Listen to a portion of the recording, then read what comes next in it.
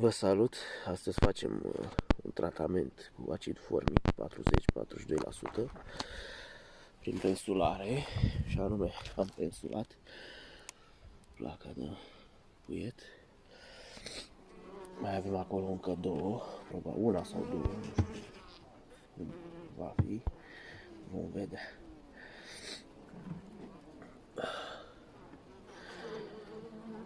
Și ăsta e tratamentul antivarroa.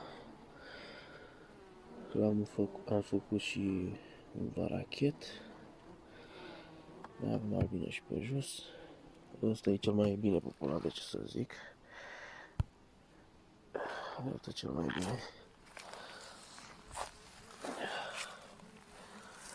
Cuibul este sus, bineînțeles.